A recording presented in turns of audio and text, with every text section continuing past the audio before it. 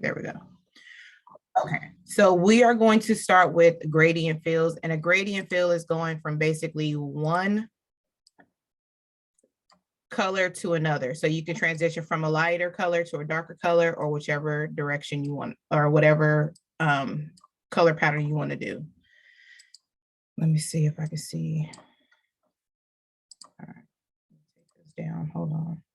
I'm gonna turn off my camera so it doesn't glitch as much or take up too much power. Okay, so here I just went over to my my tools panel. I pulled out the rectangle tool and just drew myself a rectangle and placed it on the middle of the page. Now with this rectangle selected, there are several ways that you can go in and put a gradient. You can go up to your tool panel at the top. Hold on, people still coming in. And hit fill up here at the top, and then you can click on gradient.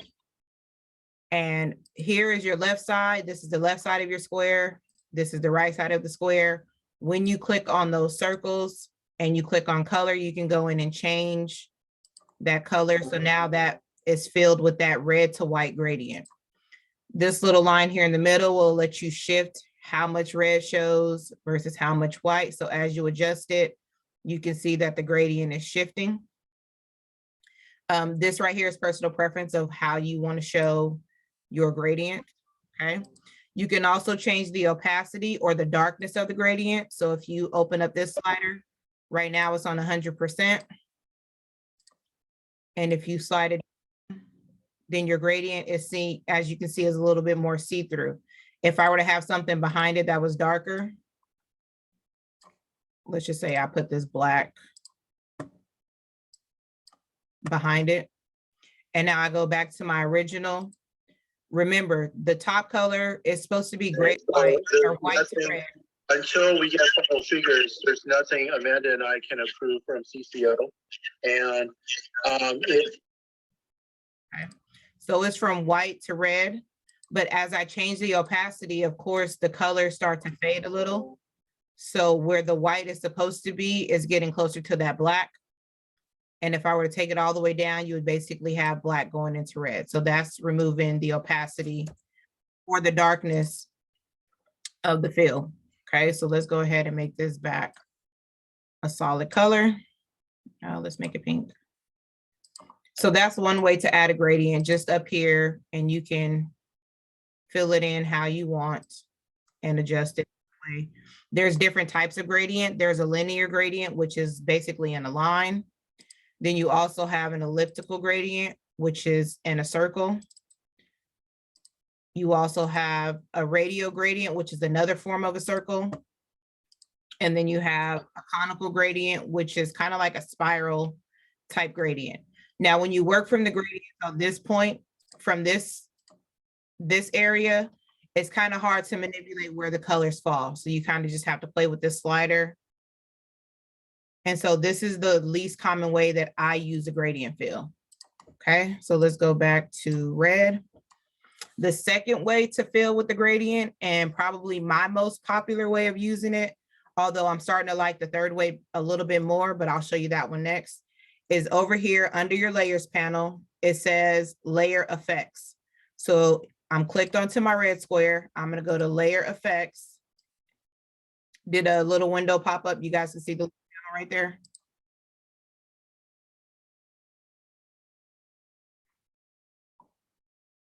Yes, no? Yes, we see it. Yes, okay, okay. Sometimes when I open the pop-up windows, they don't show up. Okay. So then down here at the bottom, it says gradient overlay. So if you click on the gradient overlay, it's just gonna fill it with the black to white gradient automatically. If this were an image, it would do the same thing. So in order to adjust it, you then click on that layer. Once it's highlighted blue, now you can start adjusting it. So if I want to change the colors, I'm going to click on the gradient right here. I'm going to click on the black, and I want to switch this color. Let's say I want to change it to red. Same thing, I get my slider, and I can adjust how much of the gradient is white, how much of it is red. If you want it to be back in the middle, you just this midpoint, type in 50, that puts it right back in the middle. The thing that I like about it in this area is you can adjust angle of it. So if you want this one, as you can see, a 0 is going from left to right. If I wanted to go up and down, I can drop it down to 270. If I want it at the top, I can go 90, 180, and that's just basically, so these are switching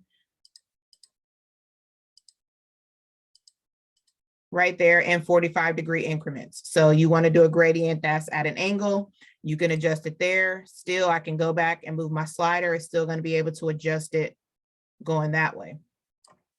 Let's just say I'm right here, and I'm going to put this back in the middle.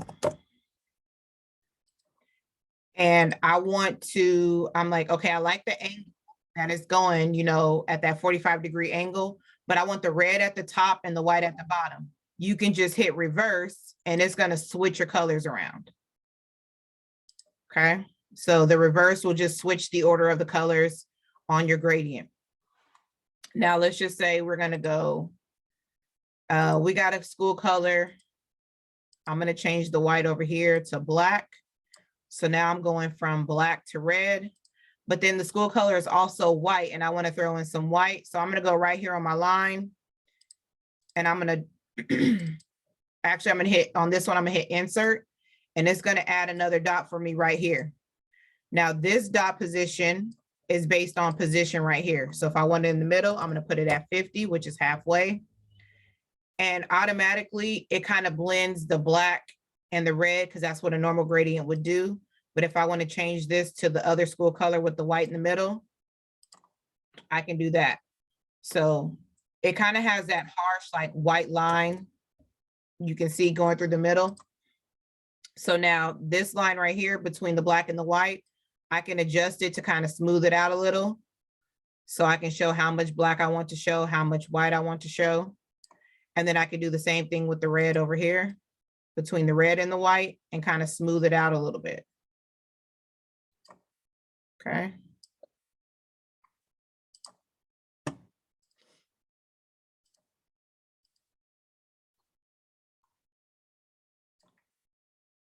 All right, so then if you want to adjust the opacity of the whole thing, I'm not clicked on any of, or sorry, if you want to adjust the opacity so you're like this black is a little too dark, let me change the color of this in the background so it stands out more. There we go.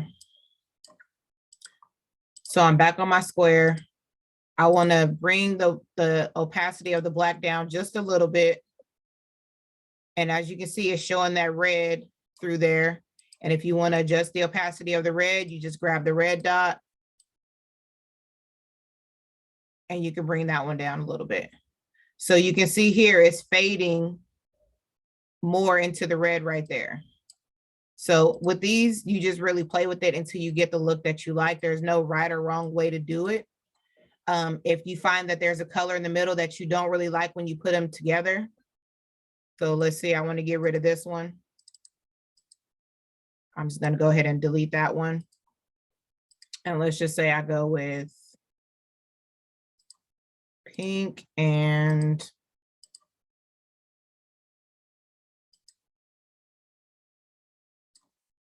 a pink and red. Like I want it to be a little bit more distinct in the middle. So you can insert one in the middle. And then if you want a shade in between those two, you can manually add it in yourself. So if you're like, I kind of want it to look like a sunset, you know, you kind of add that orange in there and it gives it a little bit of a better break. All right, let me check the chat. Nothing worse than your colors being brown in the middle of your gradient, right? Because sometimes some colors just don't mix right. And when you put them together in the middle and they come up with something that you weren't looking for, you can go in and manually add an insert to give yourself a new color. So let's just do a rainbow just for the sake of, so let me take this one out really quick. So we got red, and then I'm gonna add one there. Let's go orange. Red, orange, what's next, y'all? Yellow. I'm trying to remember the rainbow, y'all. Yellow. And then I'm gonna add green. And I'm gonna add another one, which is gonna be blue. some shade of blue, something. And then at the end, we're going to put our purple. So if you want to build your own rainbow color, you can do it with the gradient just like this. And then again, you want a little bit less red, you can kind of play with that a little bit so that they blend a little better. And then soften that up a little, and you just kind of play with it until you get it to where you want it. So if you wanted to use this as a fill pattern, you can use this. So I'll probably just leave this off to the side and we'll use it as our fill pattern for later. But that's basically one way on how to build a gradient that way. Okay.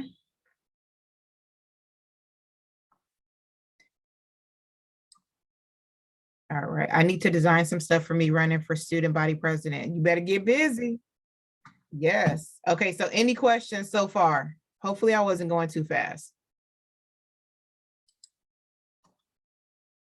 None? Okay. So we're gonna do one other way. So the first way is to just hit the fill up here, go to gradient. The second way is to go into the effects layer, the effects panel, and you can do a gradient that way. The third way, let me move this one to the side because I think I want to keep that for later. And I'm going to draw a circle. And let's just fill it with black for now. Okay. So the last way is to use, let me turn this off. The last way is to use your fill tool. So over here on your panel, on your side, your tools panel, you have one that's called fill tool. It looks like the rainbow circle. The shortcut on the keyboard is if you press the letter G, then your fill tool will be selected. So once you pick the fill tool over here, your context tool changes at the top. So when I click on the move tool, these are all the tools that I can use with the move tool. Once I click on the fill tool, look at how those change. Okay, now I only have these. So what type of fill do you want to do? You can, you can do a fill on the fill color, which is the inside, or you can do a fill to the stroke, which is the outline. So we're just going to stick to the inside for now. So I want to do a fill on the inside, and this is solid color. We already know how to do that. You can just change your color in the panels. I'm going to do a linear, which is a line, and it automatically gives me a line from the left to the right on this circle. Okay. Now, if I want to change the colors, I'm going to go ahead and click on the left circle, come over here to my color wheel, or if you already have swatches made up, you can use swatches, it doesn't matter. And we're going to make this red. I'm going to click on the circle on the right side, and I want this one to go to, so I'm going to do a red to blue.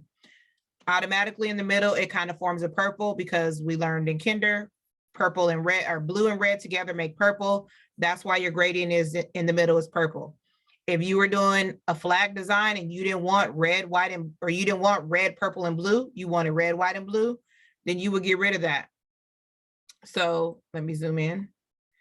When I hover over the line, I can add another dot. So now you can see that that dot is purple from the fill over here. And now I'm just going to fill it with white. Okay. So if the colors in the middle make a color that you do not want, you have the option to take that color out and fill it with something else.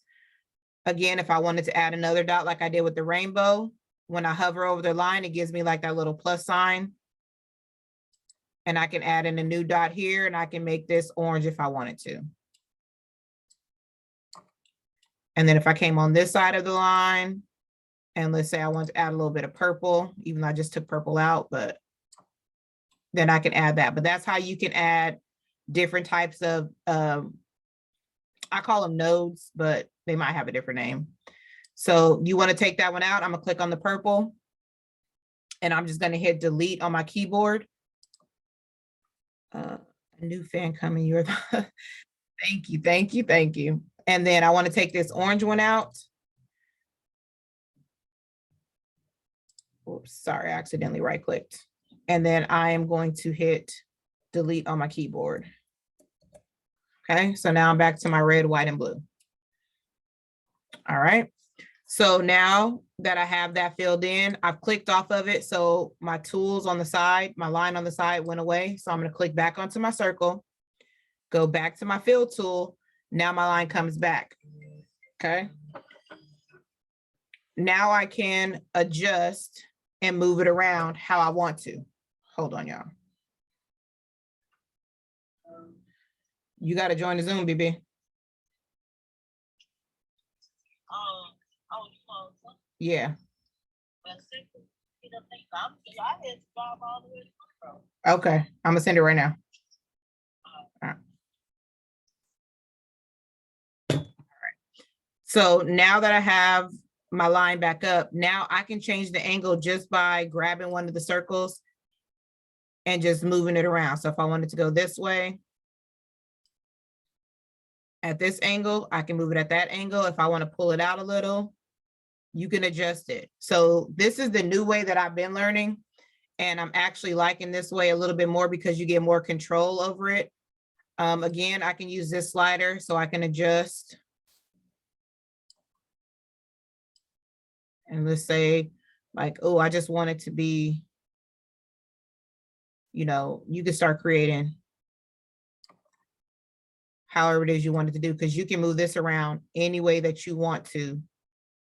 And then you can move this side around any way that you want to along your circle to give you the look. Oh, that almost looked like a Pepsi Cola. Is it Pepsi? Yeah, I don't even drink Pepsi. All right, let me check the chat. There's some more comments. Thank you, Jessica. All right, so that's that. That's the linear gradient. The next one is elliptical. So let me, hold on, let me take it off because I want to start from scratch with the gradient. One other thing, so whenever you make a gradient, so we just made that red, white, and blue. If you go over to your swatches and it'll start saving, because I didn't click off of that one to save it, but it'll start saving some of your recent colors. So if I wanted to go back and put that original gray and red one that I wanted, I can use that one there. Okay, so now we have a fill color. Let's go back to our fill tool. But this time I want to do an elliptical. Okay. So again, I have my two arms because this is going to make me like a circle gradient or like a round gradient. In the center, I can click on the center dot. I'm going to change that to white. My outside dot, let's make it red. So whatever you make one outside dot, they both have to change. You can't do like one color at a time. So then here you can shift it and it kind of, you see how it fades out because I'm pulling the darkness of the red out, or I can move it in and the white circle gets smaller. Okay. If I want to adjust the thickness of the white, I can move the slider right here. And then I can also, which this one, it won't matter because it's a circle, so it's going to look the same if I rotate it. But if I put that one there, I can move the center of this. So I can drag it this way and make the center of the gradient over here now. So it's starting to look, that kind of looks, making it look a little bit more 3D. If I do it this way, and then I rotate these.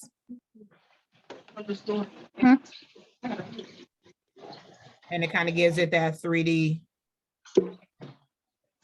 effect once we start, but it looks more 3D than it did before because the way that I moved. Okay. So let me take that one off.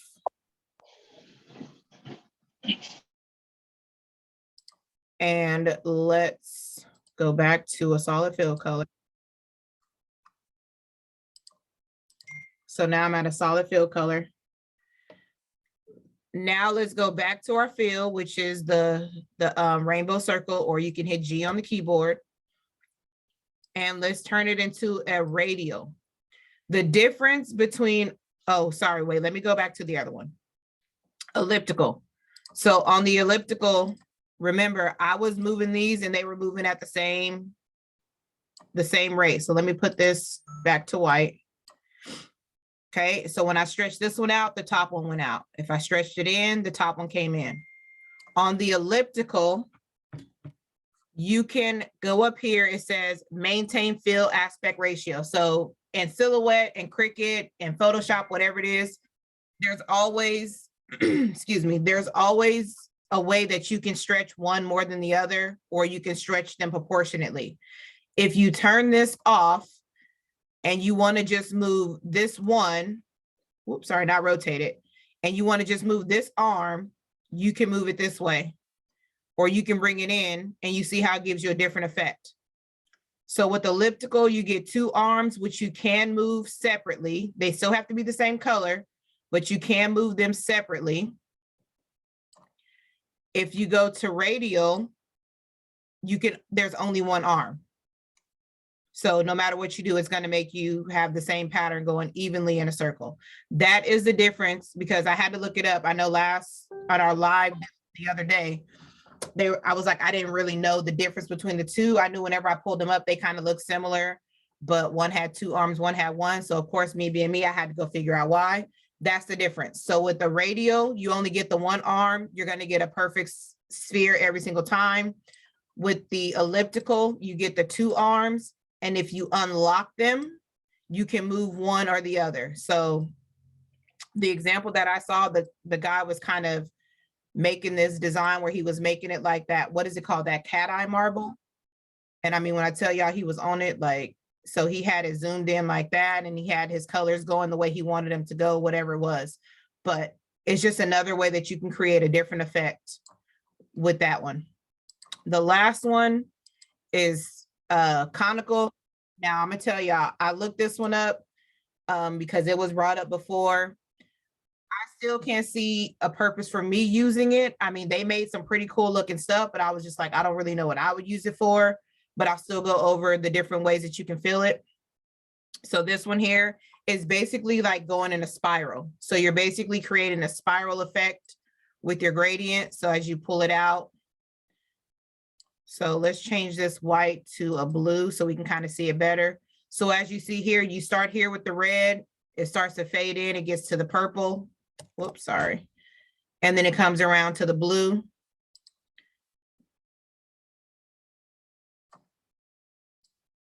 You want to move the center point, you can move it that way. If you want to add in more colors to kind of blend it a little better, you can do that as well. And you can add colors all the way around this circle. Let's go with the lighter blue. Something like that, maybe. This one might be good, actually, now I'm thinking about it. If you wanted to make it kind of look like a foil effect, you would have to play with, like, let's say the gold and the whites to kind of give it, make it look like a mirror or a foil effect. That could be a good one for this one. I've never used this one for anything, but I played with it before just to see what it does, but I've never really used it for anything. So, but if you find a good use for it, I would love to see it. So you could just play with that one that way. So those are our gradient fills. Any questions about those?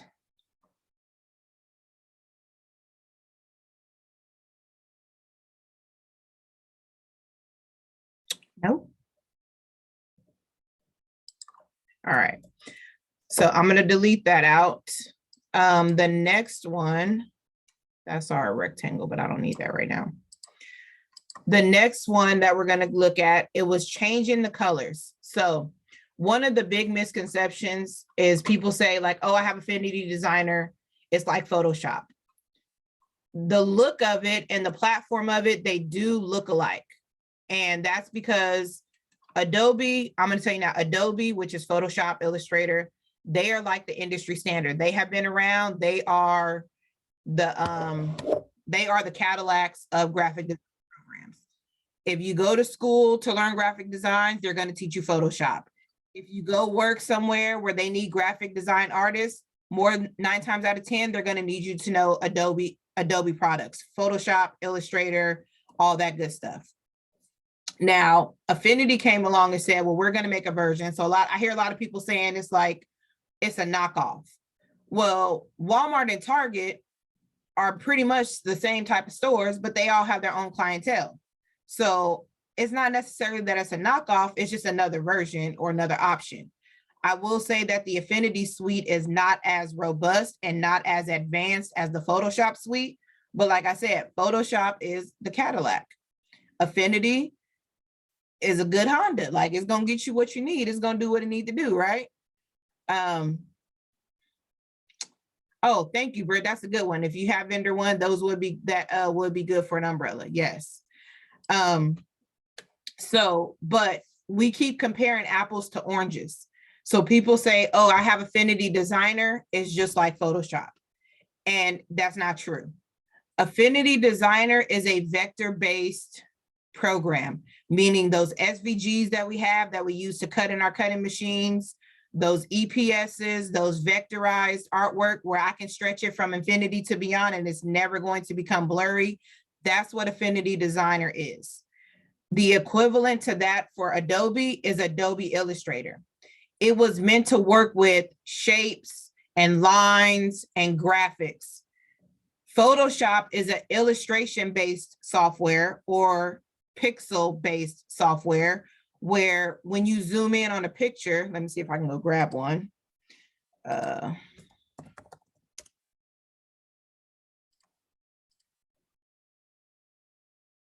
see.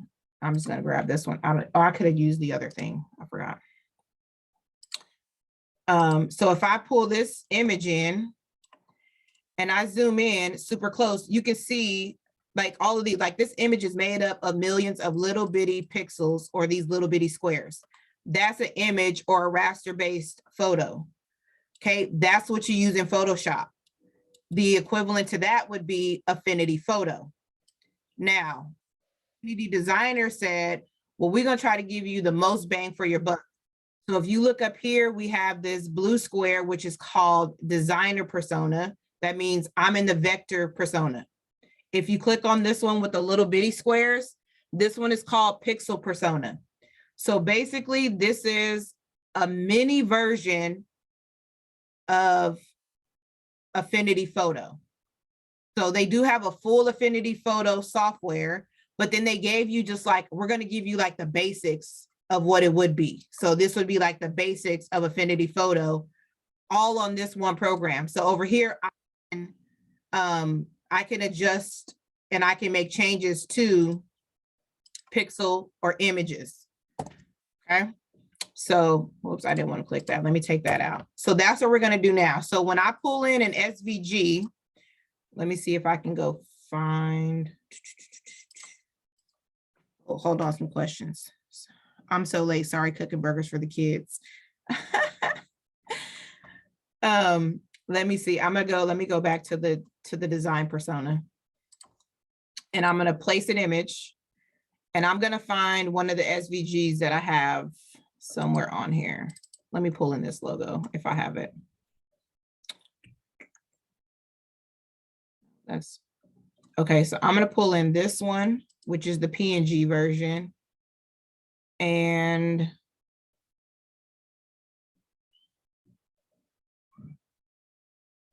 let me pull in this one first. So this one is, so let me take that one off. Let me grab this one, Control X. Delete that, I don't need that background anymore. Okay, so here is my vector layer.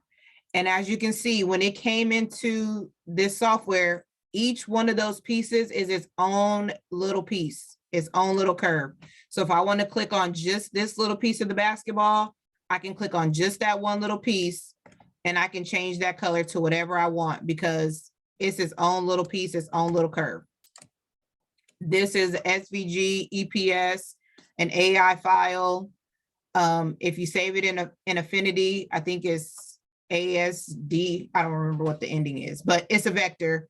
And if I take this and I zoom in super close, it's always going to be smooth. Like there's no pixels because it's not a pixel layer.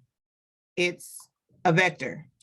So it's like shapes. So no matter how much I zoom in, and I've zoomed in quite a lot, as you can see up here by like 168,000%, it's still going to stay smooth, unlike the other one.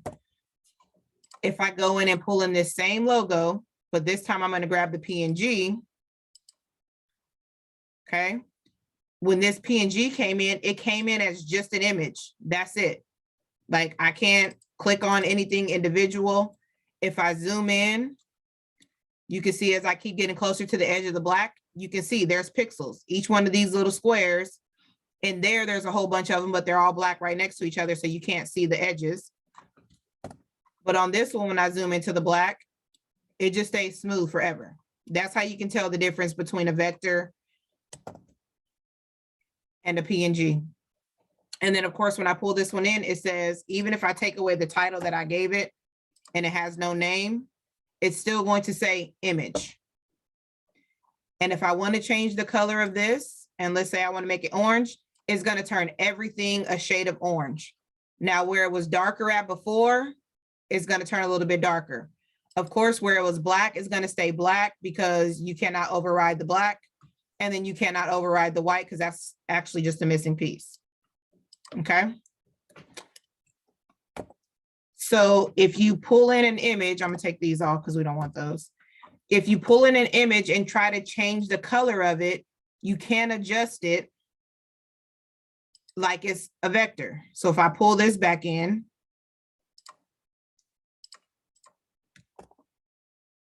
and let's say I was like, oh, I wanted it to be like red. It's just basically going to give it a red undertone, a blue undertone, a green undertone. But I can't go in and I say, I just want to change that one marshmallow, or I just want to change his eyes a different color, because this is an image file and it's not going to let me do that over here. So let me check the chat really quick before I go to the next thing. Yes, it is being recorded and I am going to upload it. Can you change a pixel graphic to an SVG? Okay, that's a good question. There are websites and different softwares that can convert a pixel to an SVG. Now, if I want to pull an image like this and convert it to SVG, not going to happen. There's too many gradients. There's too much shading. There's too many different things going on here. Now, if I want to take that that Hoop Fiend logo, the basketball logo that I had, let's just say your client sent you that one and they were like, all I have it in is this format right here. Let me find the website. I'm trying to think. One of them is called Convert. Hold on, I can't remember the name of it. I thought I had a bookmark, but it must be on my other computer. Oh, here it goes. Image Online Converter. So I want to convert it to an SVG. I'm going to choose my file. Now, this isn't perfect. This is going to give you like a semi-clean version. If your design is simple and it's just like straightforward colors, black, white, I mean, any color doesn't matter, but those colors are easily separated, it's going to be much easier than if you have blends and gradients where there's like 2 or 3 shades of orange next to each other. Then it's going to try to bring all those together as one color. So let me go back to Hoop Fiend. I'm going to pull in the PNG version here. It's going to convert for me. Now I'm going to hit start. And y'all saw me grab the PNG version. It's processing. There's another one that I use. I used this one too before, but I'm trying to think of what the other one is called. So now this one says it's an SVG. So now I'm going to drag it into Affinity. Okay.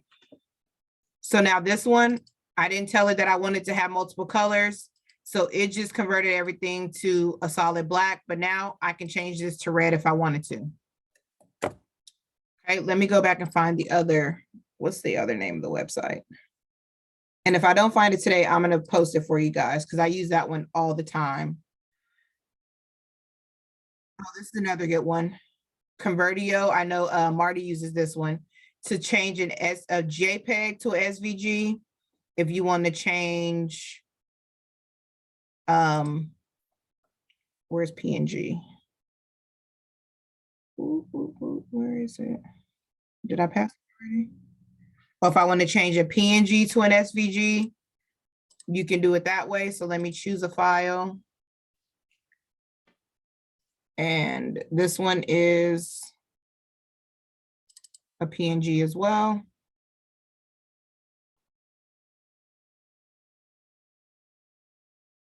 And then I'm going to hit convert because that's the only one I want to convert. Now, some of them will ask you, do you want to just make it a black and white image? Do you want to keep the colors that it has? Whatever it is, that one says finish. I'm going to download it.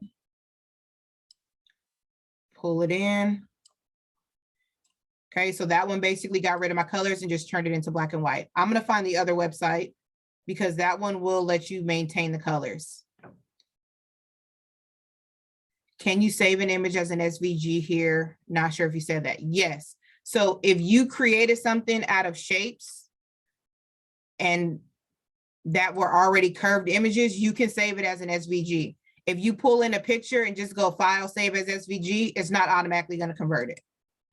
It has to already be, it has to be something that's an SVG file. So if I were to say, let's say I just built a house using these shapes right here. Y'all don't talk about my house. And let's say I did that, and then I put a little door in here.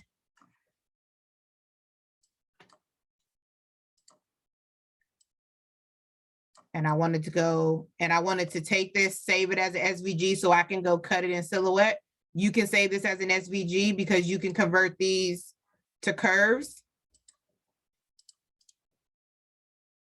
Excuse me. And now you can see all of these are curve files. If it's a curve file, that means it can be cut. It's an SVG, it's in a vector format. It can be cut. So then I would just go to export, file, export, and then I can select SVG. PDF is also a vector format. You can select EPS, any of those. If you save it as a JPEG or a PNG, then it's not going to be a cut file anymore. But you cannot just pull in a picture and say, okay, now I'm going to do file save as SVG and think it's going to convert, because that's not how, it's not going to work like that.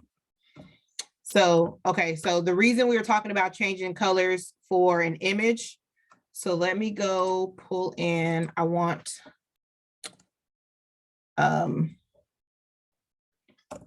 girl clip art with bow.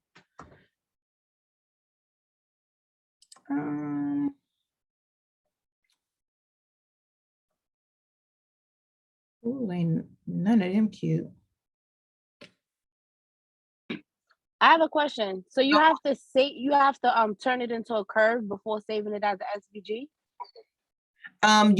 So normally you want to convert to curves so that way your things don't change. Like if you have text and let's say you don't convert it to a curve, you send it to me because you want me to print it. If I don't have that font on my computer, it's going to change it to something else.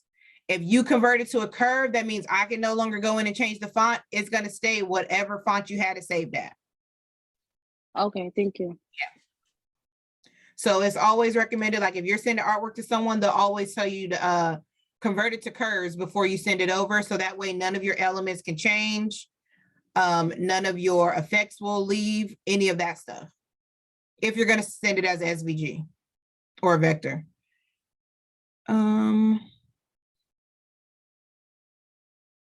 I like her, but she's a little bit plain. I wish I could find one a little better than that.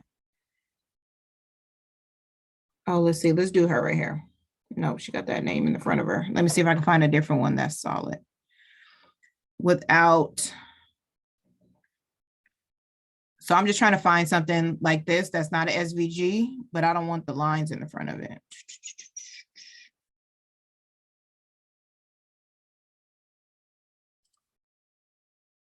Okay, she cute. Okay, so I'm going to copy this image and then I'm going to paste her in here. Okay, so we know this is not a vector because right over here it says image. That means it's a JPEG or a PNG or something, and we know it's a JPEG because it has a white background.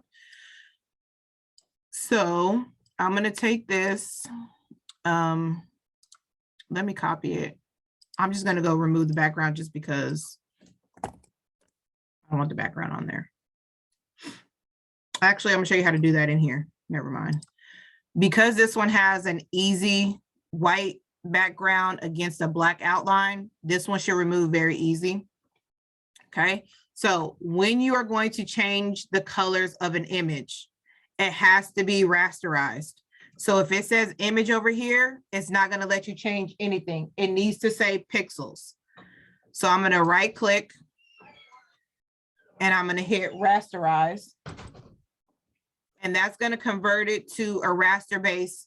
So over here, you can see now my layer says pixel instead of image. So now I can make the adjustments that I need to make. So let's go to our pixel persona, because now we're going to be working with pixels.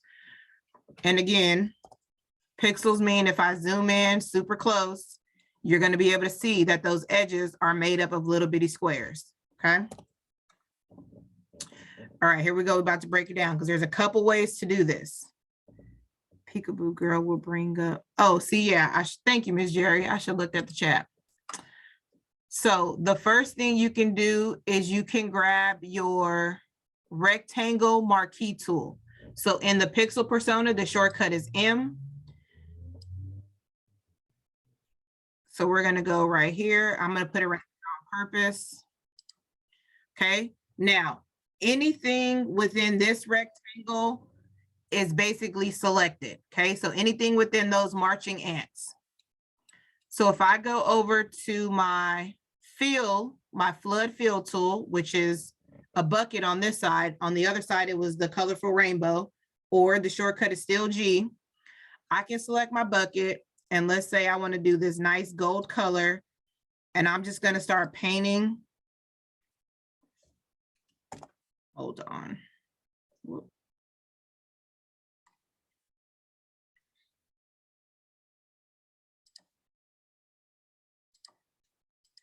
Let me select my, and then grab my fill tool.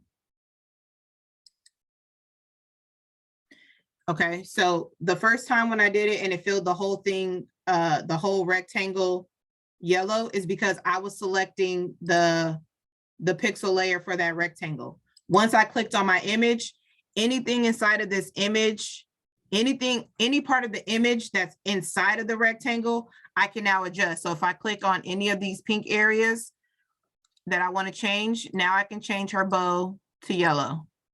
Okay. Now let's say, oh, I want her shirt to match too. If I do it now, it's only going to do that part because the marching ants don't go down below it. So it's going to automatically stop right there. So if you wanted to do that whole thing, you have to make sure that the marching ants are around the area that you wanted to select. I was originally just going to do the bow. That's why I did it right there. So that's one way. Before you move anything, because I picked my move tool, you have to select off of those marching ants, because if I move it now, it's going to take anything in that area and move it around. It's basically going to cut it, and now she's not put together anymore. So the way to get rid of the marching ants is you go to select and deselect, or the shortcut is Control D. Okay, but what's the first thing you have to do to your image before you can start making any changes to it? Y'all drop it in the chat. Whoops, I didn't mean to go off that.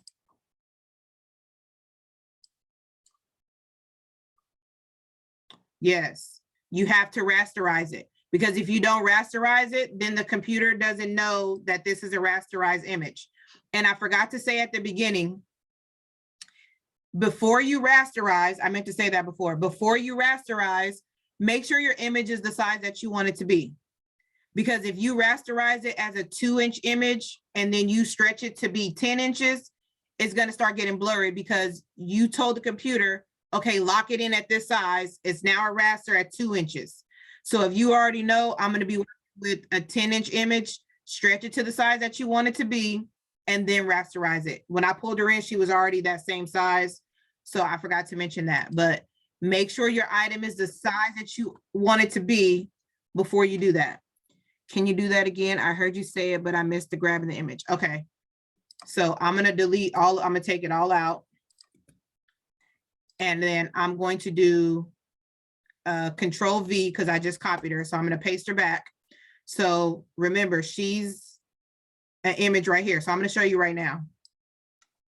So if I zoom down, let's say we're gonna make her 1 inch, she come in real small, and I'm gonna right click and hit rasterize.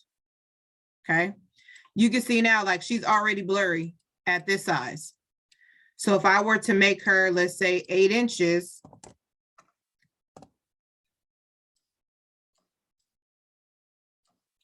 okay, you can see she's already looking blurry versus if I paste in the one that I had originally. This is the original. This is the little one that I rasterized and pulled it up. You can see, can you guys see the difference? Or maybe it's not showing good on the screen.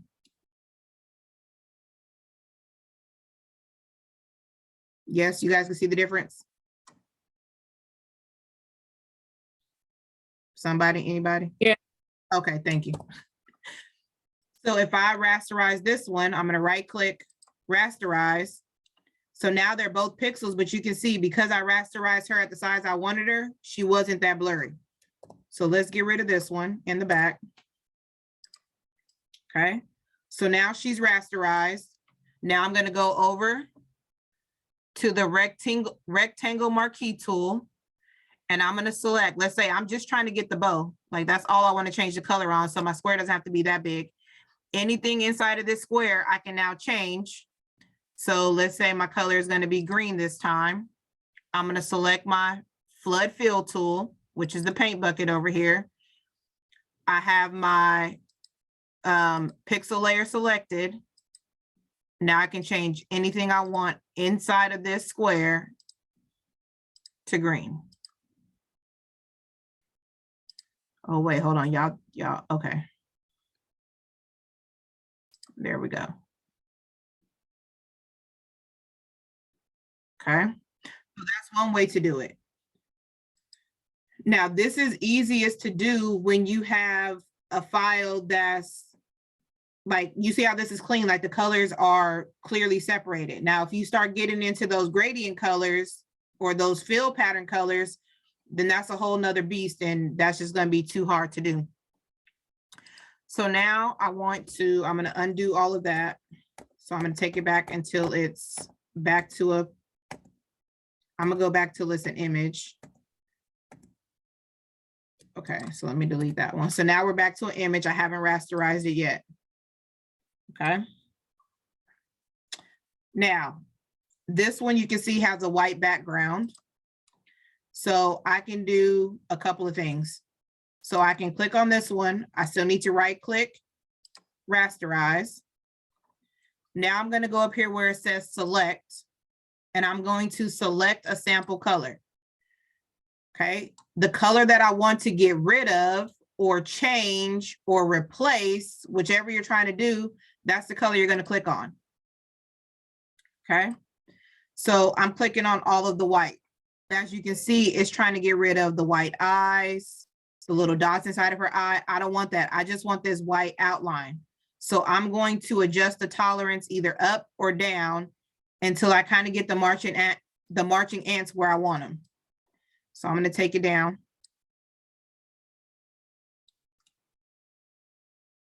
Oops, hold on. Take it down to about 2, zoom out, and then I'm going to hit apply. Okay. So now if I hit delete on my keyboard,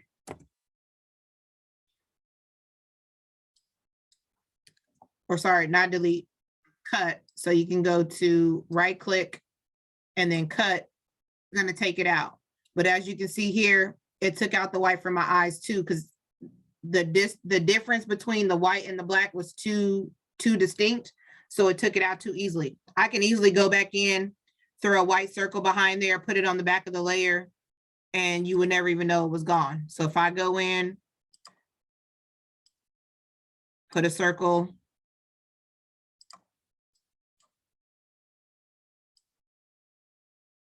and this one is an easy fix because it's just her eyes right there. And I do that. Let's turn it to white. And I put it behind the layer, or whoops, put it behind the layer. Now you can't tell that her eyes are missing. So if I drop it Stop it. I'm trying to grab this one and that one. So if I grab these two and group them together, now that's all one group. So my background is gone and her eyes are back to the white that I needed it to be, if it so happened to take it away from me. All right, so I'm going to take that off. I'm going to undo that because this part really doesn't matter for me because I'm not worried about her eyes right now. Okay. And I'm not worried about the background. So, all right. So we're at the pixel layer. Okay, same idea. Let's go pick our layer, hit select.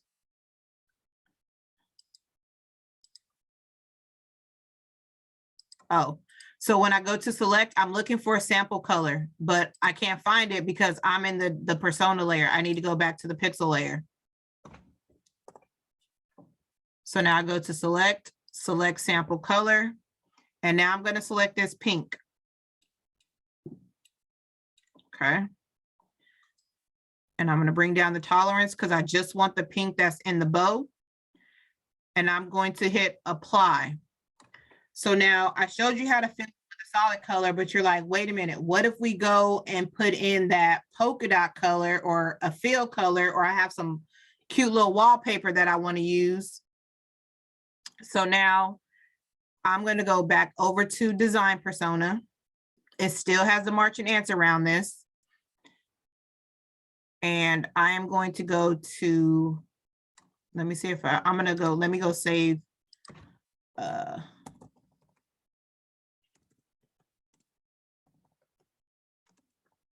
Polka dot wallpaper.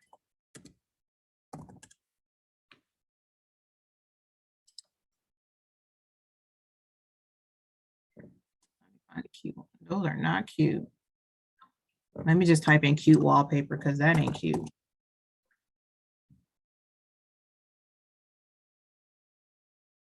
All right, we could save this one. So let's say I got this cute wallpaper saved to my computer somewhere. Let's save it in pictures. Art wallpaper.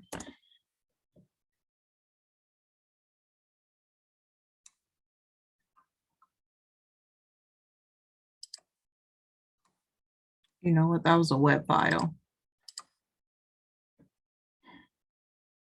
Let me click all the way on it just to save it. Let me save it again because it was saved as a. Yeah, this one is saving as a web file. I want a PNG or a JPEG. Like, let's just not be difficult, please. Go PNG. All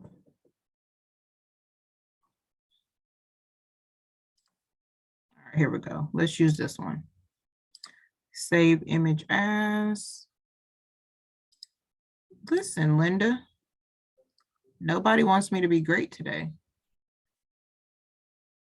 They probably telling me to stop trying to steal, that's why. All right, free download.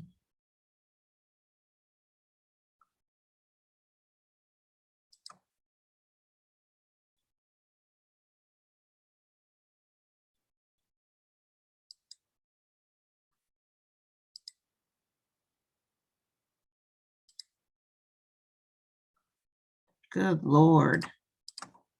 Sorry, y'all.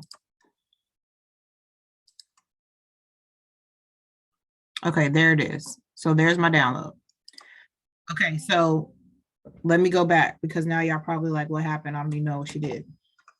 Let's go back to the pixel persona. We're going to click on our image. We're going to go to select sample color. I just want the bow, so I'm going to bring it down.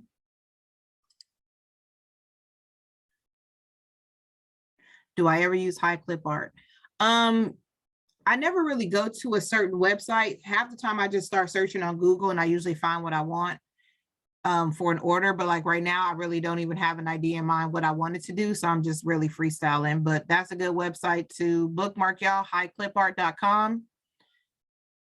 And you probably can find some good clip arts on there. So I might use that one when I do the next piece. All right, so I selected it. I brought it down to 7 because I only wanted that pink. I hit apply. Now I'm going to go back over to the design persona. The marching ants are still around the bow. I'm gonna go to fill, but this time I want to fill it with a bitmap. So now I'm gonna go on my computer. I'm gonna find that wallpaper that I just found. I don't know why I had that background selected because I did not want that, but now I was able to fill her bow, and I can adjust this, shrink it down and move it around.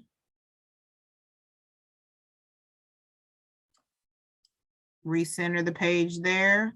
And now you are able to fill the bow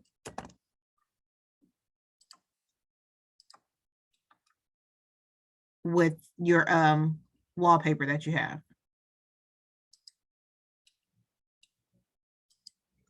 Okay. So that was the second way. Let's see.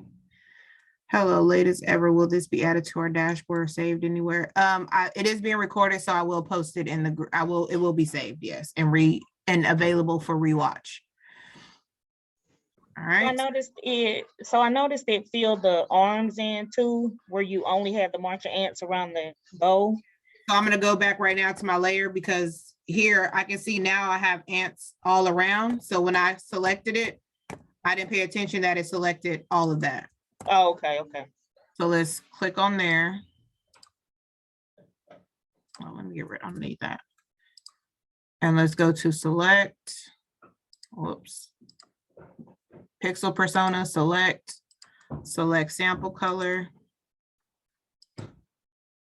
Let's bring it all the way down, apply. See, I don't know why it's wanting to apply it to all of that. So let me do this. Control C. I'm going to go remove the background and remove BG.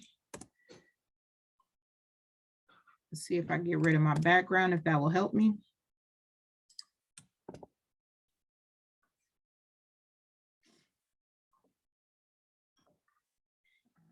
Download her again.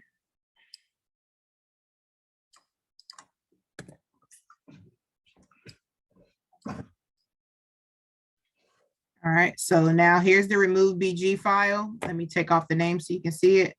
And it now says image again, so I need to rasterize it again.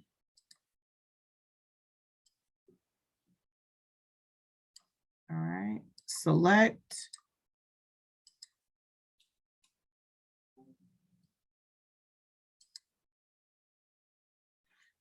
I don't know why is it wanting to grab.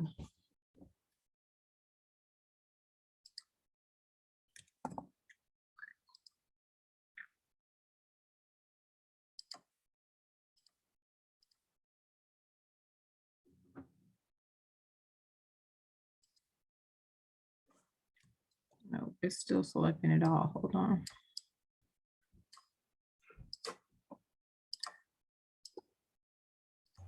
Is it because you're selecting it by color and it's doing both colors, like it's selecting her lips too? Yeah, and I just want so when I drop it down, and let's see if I put it to 1, it should just be selecting the bow. Oops, and then I hit apply.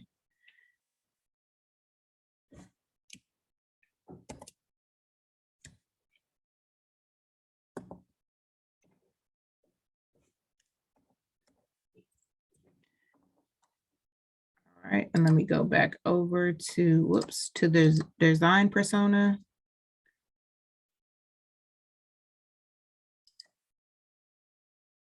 Nope, it still has all of it.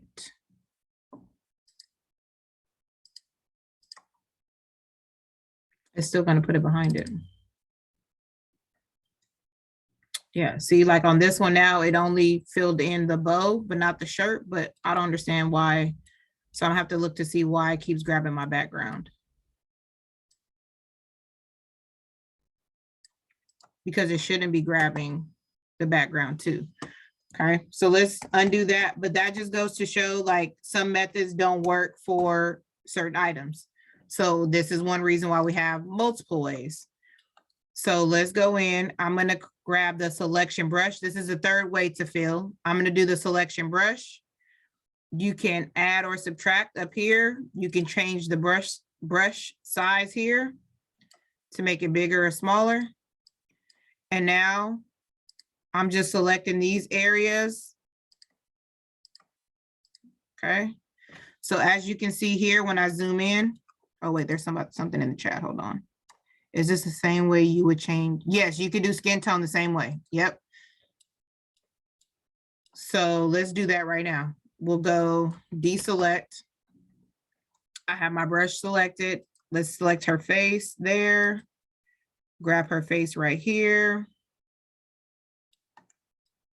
I'm going to shrink the brush down a little bit because it's too big for that area. And I'm going to keep shrinking it. Grab that little area. You might have to zoom in a little bit. Whoops.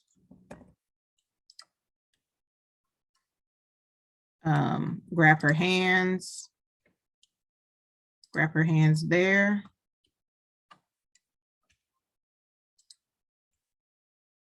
That one grabbed too much, so I'm going to subtract that out because I didn't want that little black piece. Let me make my brush smaller.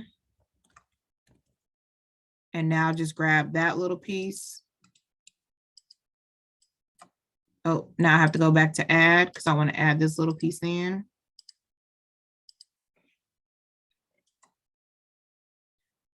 And I think I pretty much got all of the pieces. So if I were to move these, this is what's going to move. So I'm going to take that back and let's just say, ooh, child, I don't know why I grabbed brown. I'm going to fill it with this just so I can get a different shade here. So now if I want to change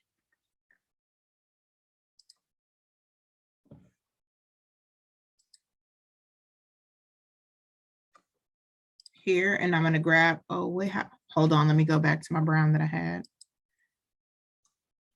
And then I want to fill her now. Now I can fill this with the brown, with the darker brown. And I'm going to go into these little pieces over here that I did. I missed that little piece up there, but I could easily went back and grab that. And now I just made her into a darker brown using the fill tool. And I'm going to go back to my deselect, Control D. I'm going to grab the selection brush again. Oops. Grab my layer, selection brush. I'm going to make it bigger, a little bit bigger. And now I'm going to grab this.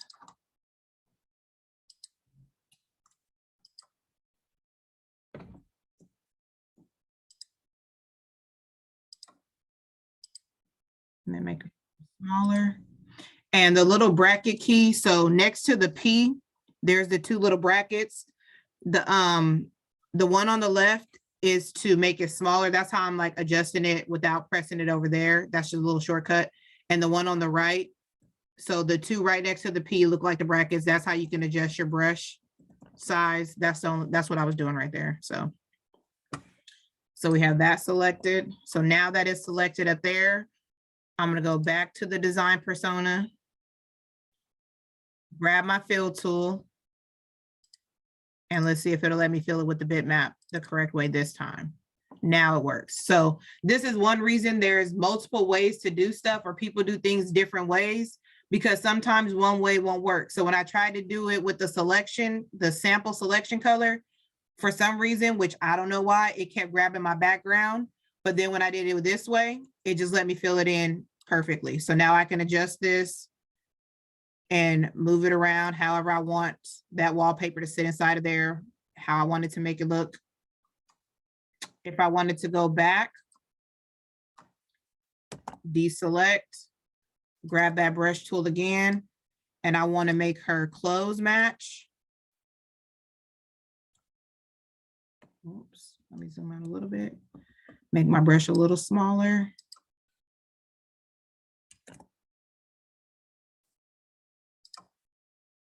Make my brush smaller because I didn't want to grab black pieces. I just wanted the pink. Then I can go back to design persona. And now I can grab my fill tool here and I can fill with the, and then I can make her clothes match as well. And that's how you change her outfit. So we changed her outfit, Control D to get rid of the marching ants. We changed her outfit, we changed her skin color. We can even go in and change her lips. And all of that, thank you. So the easiest way I would go in and change the lips, go back to design. Anybody remember the tool that we would use to do the rectangle? We would grab the rectangle marquee. I would just put it right over her lips. Grab my fill tool. I'm gonna sample this yellow color right here. Let's go right there at the one in the middle. And then remember, anything inside of this area I can change. Whoops. If I select on my picture and I make it the yellow color, Jesus. And now her lip gloss is popping. Deselect.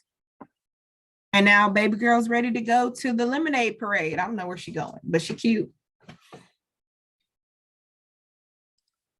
Oh, let's see. Is this the same? Okay, I already did that. Change the skin tone. All right, so that's that. So that's changing the colors in a pixel layer. Okay, now dropping an image into something. So let's just say, we're gonna go back to the design persona. I'm gonna shrink her down just a little so I can have some space. And then I'm gonna grab some text and I'm just gonna put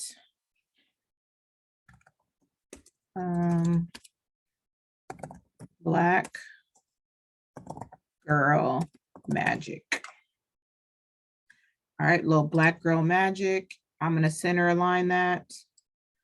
Let's make it a little bit bigger. Let's make it to a bolder font. So let's go with, oh, that one is kind of cute. This right here, I'm just gonna make some adjustments. I went to the characters panel in the layers because I want the words to be a little closer. So I'm just gonna adjust the width between, just so they're a little bit closer, so.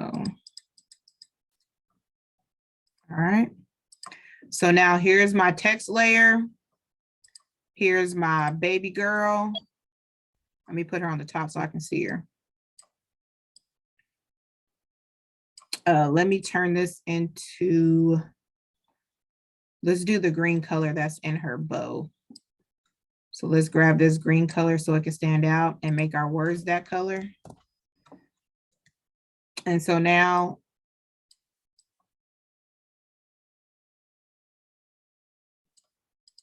and normally I would probably make the,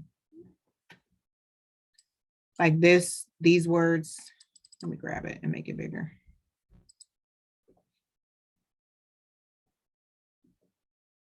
I'm gonna leave it. So I'm gonna place her over it right there. And then to drop it inside of the layer. So basically I wanna take, it's called a parent-child layer. So the text is gonna be the parent, basically they're gonna be in charge. And then the child, which is gonna be actually the little girl, that layer is gonna sit inside. Did you just unhook the Wi-Fi? No, I'm on my Wi-Fi. Oh. So I'm gonna grab the little girl layer and I'm gonna drop her inside of the Black Girl Magic word. So you just grab the layer and then drag it onto the words. And she basically goes inside of the words. Now, of course, it looks kind of funky because, you know, she's cut out in places that she shouldn't be cut out. But that's just gonna be with you getting your words and deciding on where to put her that she looks the best. And this green color is not really working for me either. But now, as you can see, if I grab this layer, she's inside. It's like she's in there moving around. So let me see if I pick a different font, if it'll look better. Well, that's a little better, but still not much. So this definitely is going to depend on the design that you're working with, but that's basically how you drop it into a layer. You grab the layer that you want it to go into, and then you drag it onto the words. You can see the full blue bar is behind it, but once I put it over the words, the bar shortens and it drops inside of it. So now it's like a whole group.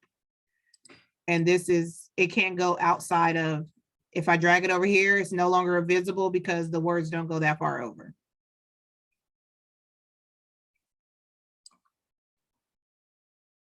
So that's that. All right, so let me turn that off. And then we can work with this Black Girl Magic right here. Because our last thing, we did gradients, we dropped it into a layer, we changed colors, so we have to do some effects, and then we're gonna do the splitting the image.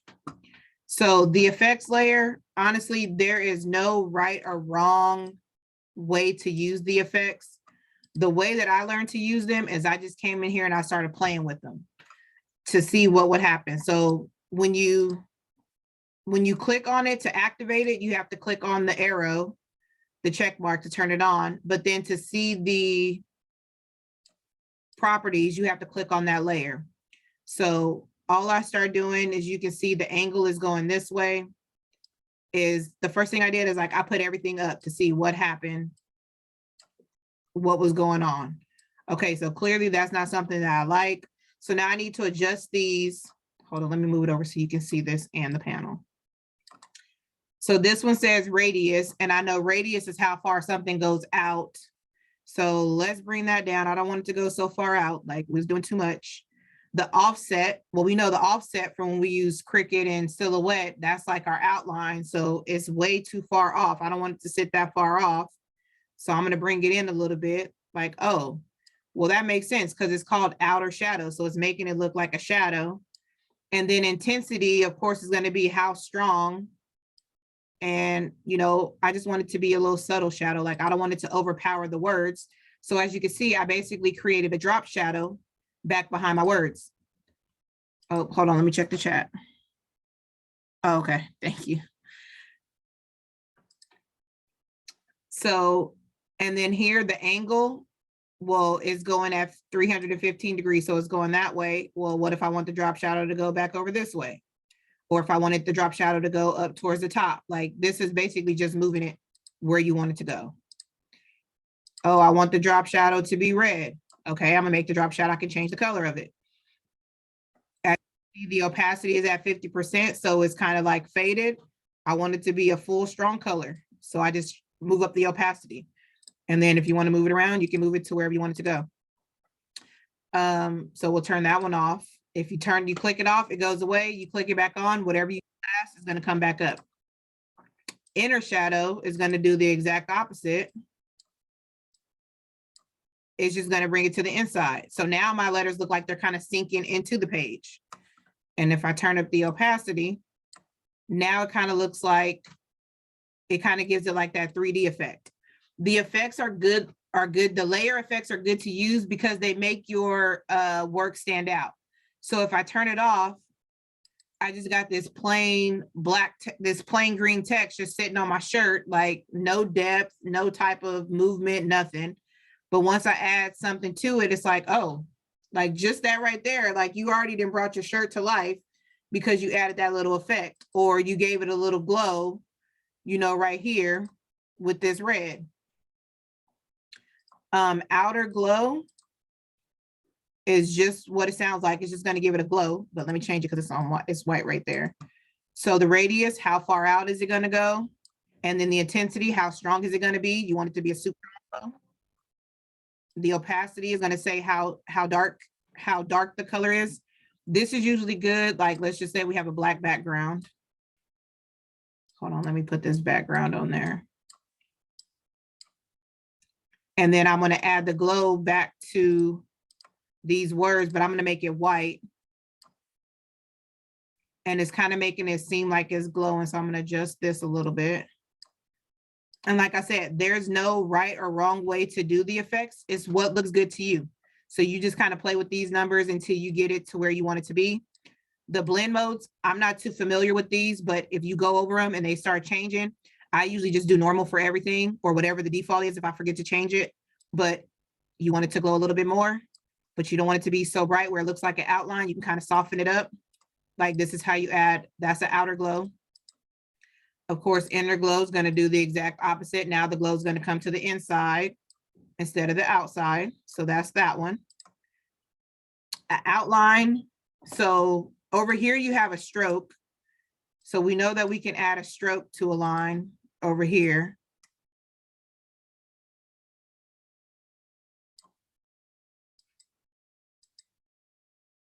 What color is my stroke?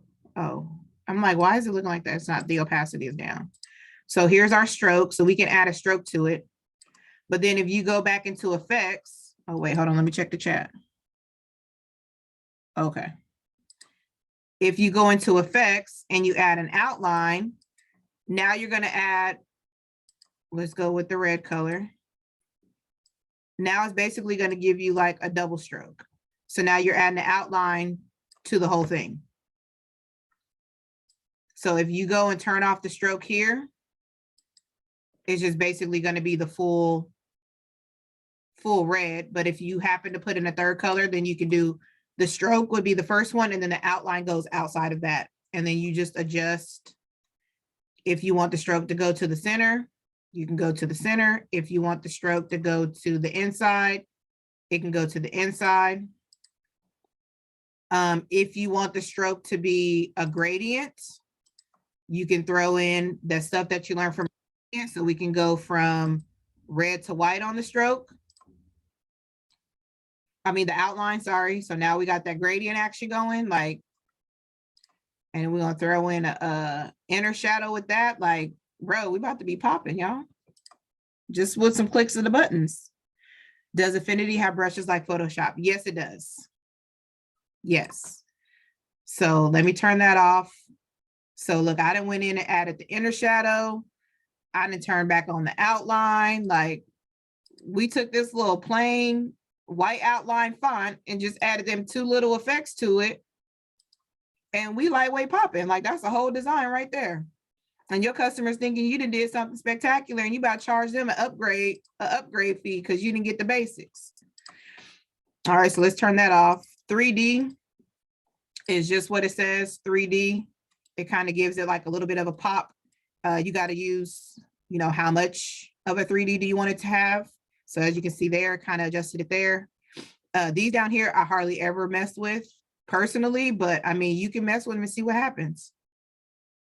Like, look at that, made it look a little glossy. Hold on. Oh, well, it makes sense. It says shininess. I should probably read, but there's really no right or wrong when you're playing with the effects. You want to replicate something, then make sure you write it down. So that way, you know what numbers you use for each effect.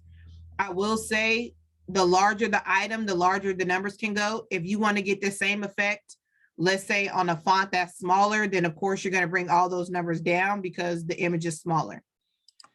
The bevel effect, this is one of my favorites. There's 4 different ones. You can do an inner, and it's just going to kind of get another type of 3D look. You can do an outer, and you see it's kind of boosting up your the outside there. You can bring it in, bring it out. There's also embossing, so it looks like it's an embossed font. You can adjust that and play with it as well. And then the pillow font or the pillow emboss kind of gives it that effect. If you want to change the color and then see what it does there. Now the 3D effect now has that red in the background instead of the white. Or if you want to change it to, let's say, like the yellow or goldish color, whatever it is. So you can play with that. Color overlay is just going to put a flat color over the whole thing. So that's what the color overlay is going to do for you. You usually do that if you just have like a solid image or solid shape that you want to fill the color with. And then of course we already did the gradient layer. If you wanted to add a gradient to your actual text. But keep in mind, like once you put the overlay, let me see, hold on. Like once you add the overlay to the color overlay or the gradient overlay, it kind of overtakes the rest of all the others. So you see how the inner shadow looks with the gradient overlay on it. So then I would just take that off. If you're going to use that, that's probably the only one you're going to use unless you play with the numbers to get them right. I'm already on it. Wait, what happened? What y'all just said? You missed the whole plug. She meant to say, write it down in your journal. Yeah, write it down. Thank you, Miss Jerry. Write it down in your journal. Thank you, thank you, thank you. When you get the number, which, I mean, you can write it down in the journal so you can kind of remember like which tools you like to use or which effects you like to use. But honestly, the numbers that I use each time, we talk about writing in the journals. The numbers that I use each time are going to change based on the image. So this image is only what, 5 inches. So I wouldn't be able to say like, oh, for my inner shadow, I'm always going to use 32, 22, 48. Like these change so often, I wouldn't even probably write them in my journal because they change so much depending on what you're doing and what look you're going for. Like I said, there's no way to do them wrong. It's what you like, what looks good to you. Somebody might say like, I don't like that white glow behind it the way she got hers. So then they would take that off of theirs. Let me see. I had the outline. Was it the out? No, not the outer shadow. That going on. Let me see if I turn baby girl back on. Look, now she really popping. She kind of looked like she in jail though, but like, and then if I go and grab my pixel layer, and I just kind of add a little 3D effect to her. Right, that's a little bit too much for me because that white to her and make her stand out inside of that image. Or I could take that off and turn her 3D on and give her a little 3D effect. So you can apply these layer effects to whatever layer, you just click on it over here in your side panel. All right, the last thing is splitting the design to print. So this is the way that I do it. Oh, I didn't mean to do that, sorry. So I'm gonna go grab, let me get rid of all this. I don't need any of this. Let me see if I can find the stole template since I know that's a big one.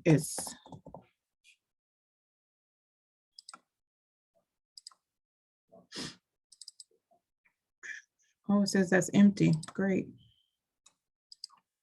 Let's see if I can find it in here.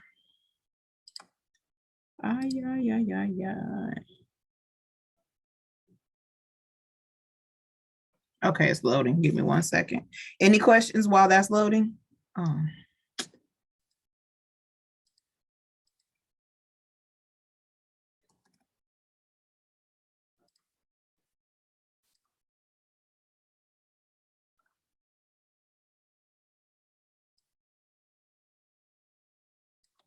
Oh, let me see, there's one. Oh Lord, now I gotta focus. Okay, hold on. This isn't the file that I want. Let me, I want to open the plain one.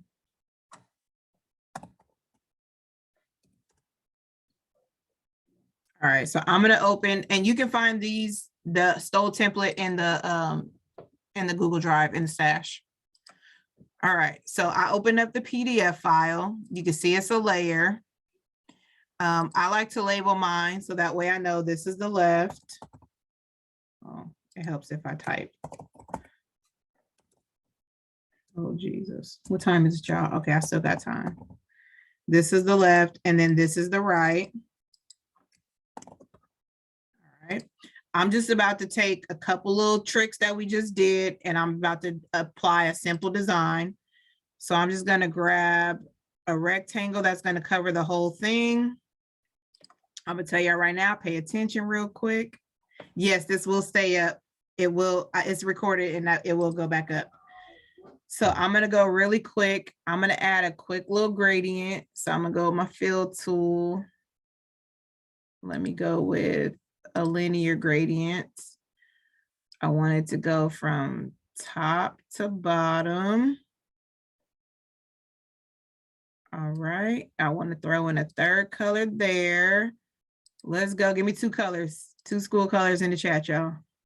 Give me 2 colors. Green and yellow, boom. So we're gonna do that one green. We're gonna come down here to the bottom. We're gonna do yellow. And then in my center, I want to make it white. Boom. Okay, so I have two stoles. So if I take this one and drop it into my left side, that means my right side gonna be empty. So I need to take this one and I need to make a copy. So I'm gonna do Control J to duplicate. So now I have two of those. I'm gonna drop one on the left and I'm gonna drop one on the right. Okay, hey. So now I have both of those and they are ready to go. Let me see what I have pasted here. No, I thought my little girl was still there. Let's see. Control Z. I just want to grab my little girl from over here. So let me grab this, copy it, bring it over here. So I'm going to throw her right there. And then, and this, I'm just making a fake design, y'all. That's it. Right click, you can also duplicate right there. And I'm going to drag that one to this side. But as you can see, so this, let me take that out of there. So this whole Black Girl Magic is on the left side. So I'm going to drop it into the left side. And this little girl right here with her little cute self is on the right side. So I'm going to drop her on the right side. Now, let me go in here. I'm going to be a little fancy with my rectangle. Go back to my fill, and I'm just going to reverse because I want one side to be green on the top, one side to be yellow. I don't know why. Just her yellow sitting right there was just not going with me. Okay. So let me also increase. This is especially if you are just like, oh, Chad, I don't know if I really want to tape these together. Like, this is too much. Try to create the centerpiece to be a little more white, so that way your gradient is a little wider in the middle and you get a little bit more white area. So I'm just using the tools we just learned, and I'm sliding this over a little bit to give me a little bit more white area. Okay. Now, this is how I break it down. So if I grab this whole thing, the two, let me change this to inches. So when you open it, let me check the chat. When you first open this, it comes in as points or pixels because that's the, it was saved as a PDF. So you could just go to document setup, and I always work in inches. That's just easier for me. So now when I grab both of these, they are 13 inches wide, 13.8 by 38 inches wide. So I'm going to move these closer together just because I know I can save a little bit of space. So now this is 12.78 by 38. Okay. So I need to use at least 13 by 19 paper. Or if you got 8.5 by 11, you can use 8.5 by 11. I would recommend, especially if you're doing the soles, if you can get roll paper, then get roll paper. That'll work too. So if you only have 8.5 by 11, you're going to have to basically put together a few sheets. If you can get up to 13 by 19, then you can get away with less sheets. So let's go. This is based on, like, what size stole would this be though? This one would be, this is the 72. So you're right. Let me switch it down to the 60.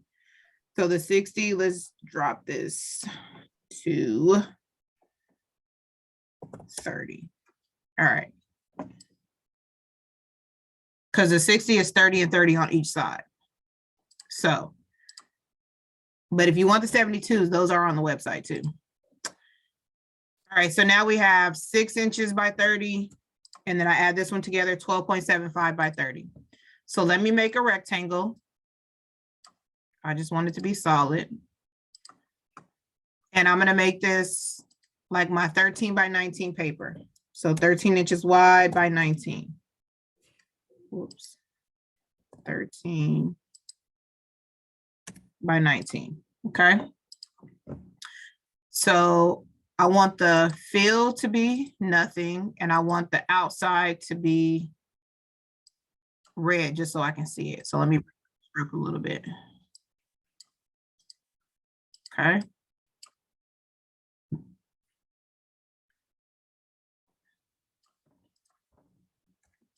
And I'm actually make this a little skinnier because the 13, 5.5, the 60 inch is not that wide. Right, move that in. All right, there we go. So now I have, this is one sheet. And then I'm gonna make a copy. This is the second sheet. And I'm gonna butt them up right next to each other. Okay. And then let me center them so that way they kind of fall in the middle. All right, so now I have my 2 sheets of paper. Now, when you start designing where those 2 lines meet, you want to avoid, like, I don't want to put the baby girl like right here on the middle of this line, because then I got to piece her back together, and y'all know I'm not for the piecing. So when you design it, you make it easy for yourself. So when you go to design it, you're like, okay, I'm gonna just put her right below the line. That way, when I go to line this up, it's only white space in the middle, or it might just be color in the middle. And you don't have to worry about trying to line up the words. If you do, let me do this. So let's just say we did class of 2022, whatever it is. And this is my words, and I'm putting this onto the stole. Okay, I'm gonna intentionally, because I'm the one designing it, I'm gonna place it so that way the letters fall in between the crack. So when I go to cut, when I go to put it back together, I don't have to worry about lining the L back up because I designed it intentionally to where it didn't fall on that space. Okay. Does it allow? Yes, you can make it to overlap, but whenever I design mine, I try to keep anything that's important away from the line. So if I'm putting the words, I'm putting it in between. So that way, when I go to put it back together, I don't have to try to piece up the A or piece up the L because I made it fall where I needed it to fall. So let me And take. is that the purpose? Is that the purpose for you making the center of that more white? So that way, when you do overlap, you're not, it's not that noticeable. Was that the purpose for that? Yes, you can do it that way, but I've also done it with the full color design in the back. And like what I did, the abstract one, and it's easier to line up things like that don't matter. Like if it's a picture of somebody, like if you got the student's picture and you don't line the body back up correctly, like, you know, people are going to notice that. The background doesn't really matter as much because 9 times out of 10 is going to be easier for you to match up the background, the solid color background, than it would be to match up, you know, the letters or the words precisely. So when I put my words and anything that I can place, I try to place it to where it's easiest for me.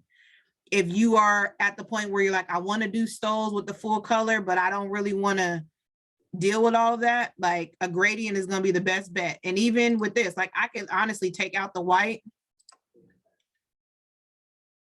And I'm going to take it out just for the sake of this. But for me to line that back up right there, it's not, you're not going to see a huge difference if I miss because it's fading into the other color, if that makes sense. But it's easier for me to line this up than if I had to go here and be like, okay, now I need to make sure I get that L, the edges lined up perfectly. So that's just a tip that I do myself to make it easier on me. Because at the end of the day, you're going to have all the information on there. They still going to think it looked dope. They didn't know that you took a shortcut and didn't place the words down 3 more inches. So that way it was, you know, at the cut line. So I'm going to take that. I'm going to leave it right there. That's fine.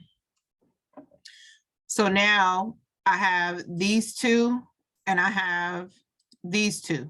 So I'm going to label these. This is the top. And this is the bottom. And this is just for me. So when I get ready to go print, whoops, I know which is which. All right, let's see. So I know that I have both of these stoles that need to go in there. But again, if I take the left and drop it into the top, is going to disappear from the bottom. If I take the right and drop it to the bottom, it's going to disappear from the top. So I need to have the top half and the bottom half. So I need 2 copies of each. So I'm going to grab both of them and I'm going to duplicate. So grab them both, right click, duplicate. So now one of the lefts, whoops, has to go on the top. So I'm going to grab it, go to the words top, drop it in there. One of the rights have to go into the top.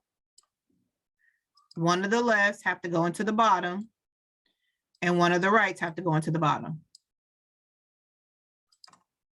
So now if I turn off my top layer,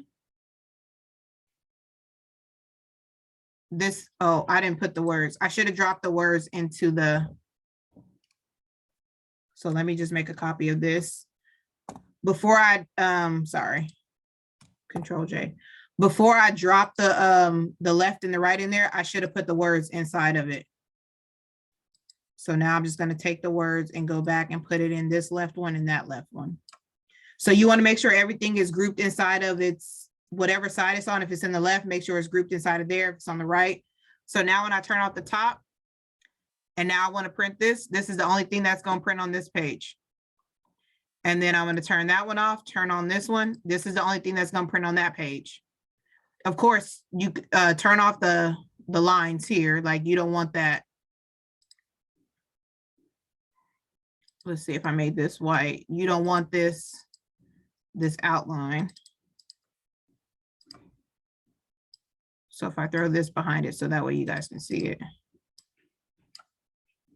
So it'll look like that, like your white page and that, not this, don't worry about the burgundy, but so turn off the outline. So now when you print this page, Control P. And let's see if my Epson is on here, which this one is an inkjet, so it probably won't show up. And then I do, my size is 13 by 19 paper. Somewhere.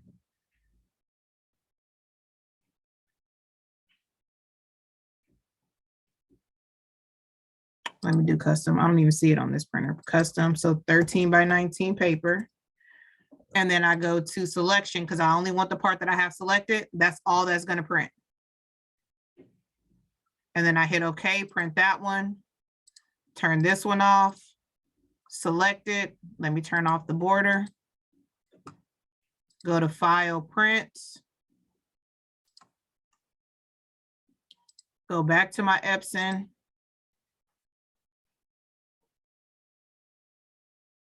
Select your paper size, which you probably already have 13 by 19 set, but this printer doesn't really print that size for me. And then I'm going to click selection because all I want is the part that I have selected. And now it's going to print that piece. And then once you print them out, of course, you are going to trim them and then tape them back together and then press it.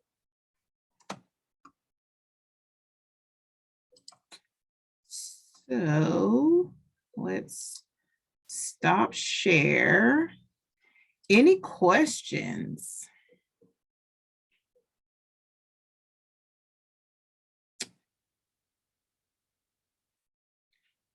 And we still 29 deep. Did you show how to do slicing? Yeah, that was the split into the design to print. No, just like slicing a design. I guess that's how you do it then. Okay, what do you mean by slicing? I get what you're doing. I get what you're doing. I was thinking it would be done a different way, but I see how you did it. It made sense. Okay. I got it now. I figured it out. All right. Any other questions, comments? Thank you, Rima.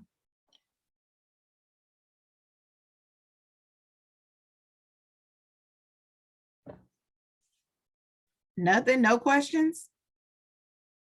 Anyone want to buy me a larger printer? And if you can only go 8.5 wide, then Let me go back to share. So if you only have 8.5 wide, let me turn this back on. And let me take these out of there. And let me take these out of there. So we're going to change this to 8.5 by 11. Oh, not 85. 8.5 by 11. And then we're going to turn this one to 8.5 by 11.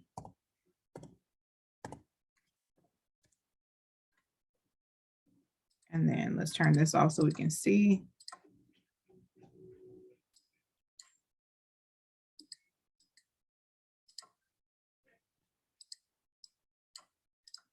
So now it's like, okay, so I can do one of two things. I can grab just this one, just that one, and then make a third one like that. So then I'll need 3 for this side, 3 for that side.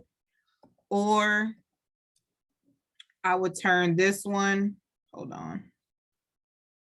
Let me move this to the top. I would turn this one 90 degrees.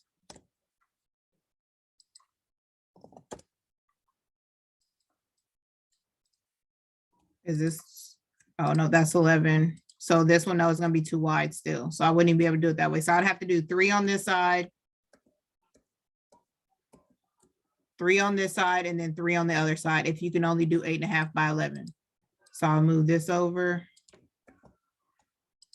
Grab my, whoops.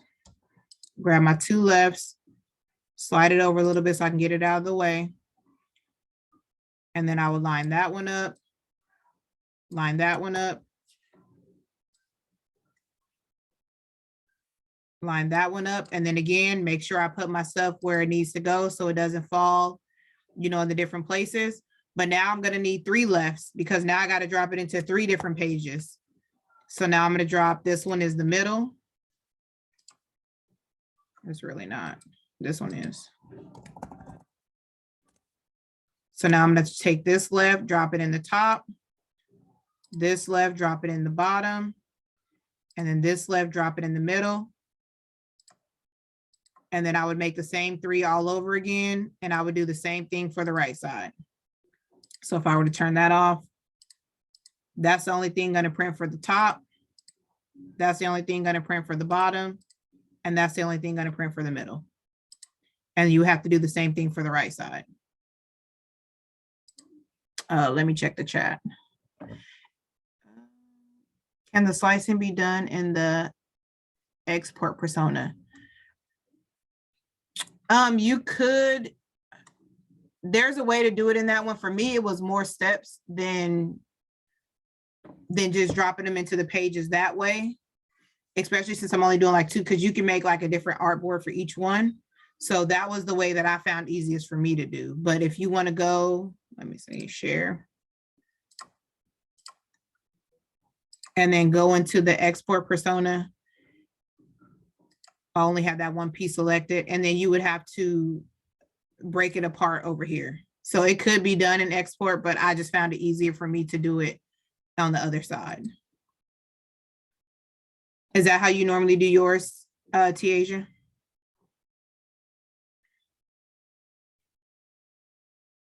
Thank you for the info. Got to rewatch All the Way Lost. Yes, it will be real. It will be reposted.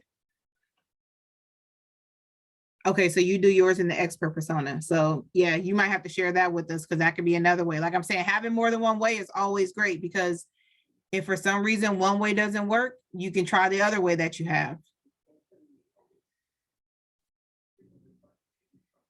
Okay, so let's see, what's today, Friday? Sunday, Monday, Tuesday, Wednesday, Thursday. Okay, so before we go, I'm free and replay will be my friend, but try to listen when I could. Okay, perfect. So we are going to do a 5-day design challenge. And each day I'm going to drop one step that you need, or a couple steps that you need to do to complete the design challenge. The design is going to start on Sunday. So make sure you check the group each day, starting Sunday for the next 5 days. or for the 5 days after that, Sunday, Monday, Tuesday, Wednesday, Thursday, because then the final project will be due on Friday. That way I'll be able to check it on Friday when I get off work. And more details about what that challenge is and the steps for that challenge will be posted inside of the group. And I will make sure that I pin it to the feature section. So in case you missed the first day, don't feel like you can't jump in. You'll just have to go back to the first day to get started and then catch up to day 2, day 3, day 4, day 5, whatever it is. But basically, I'm just taking the steps and breaking them down into different days. So that way you can go one step at a time and apply it. So you definitely will have to come back to the replay if you need to, if you're not comfortable with it. But everything that we learned today will be applied in this 5-day challenge. All right. So who is up for taking the challenge? I'm up for it because my son's getting ready to graduate. So I'm trying to get this stove ready for him. Perfect. There you go. See? Yes, yes, yes. I'm ready for it. I just got to download Affinity now. Okay, So, perfect. but yeah, I'm ready. I'm ready. And if you don't have Affinity already, I'm pretty sure they have a free trial, right? If you've never downloaded it before. So I think I did the free trial already. So I gotta go pay for it now. Okay, yeah. So if you haven't done it already, if you haven't done the free trial and you're like, oh, let me get in on the 14-day challenge, download it. I think it's at least 2 weeks if you haven't bought it already. And then if you have bought it and you haven't downloaded it, go ahead, download it to your computer. Don't feel like you have to go out and buy it just to participate in the challenge, because we will do more challenges once we see how this one goes, because we'll probably do one in Silhouette as well. I'm going to have BB come up with one for that. And then we'll have to get with Tasha about trying to create something for Cricut, because I'm not too familiar with Cricut. I'm barely learning Silhouette. But I want to just thank all of you guys for joining and trying to follow along. Hopefully I wasn't going too, I know, I think at one point I got into a zone and I was like, dang, you forgot to like really slow it down. But hopefully there will be a replay, so you will be able to rewatch it and go back and pause and rewind and do all of that good stuff. I hope you got something out of this session. If there's anything you were thinking about while we were going, drop some comments in the group. Let us know what you want to see in another session, and we will definitely do this one again. All right, so I'm gonna What go. was the challenge again? I'm sorry, I missed it. No, I just announced that I'm going to drop the challenge on Sunday. So I'm going to drop the first details, but I just want to give you guys a heads up that it is coming. So that way you will come back to the group and check, but I didn't tell you what it was yet, but I'm going to post Okay. day 1 on Sunday. Yes, Miss Jerry, I'm definitely hands-on too. Yep. So if there's no other questions, I'll hang around if anybody has questions, but I'm going to stop the recording and that's pretty much it.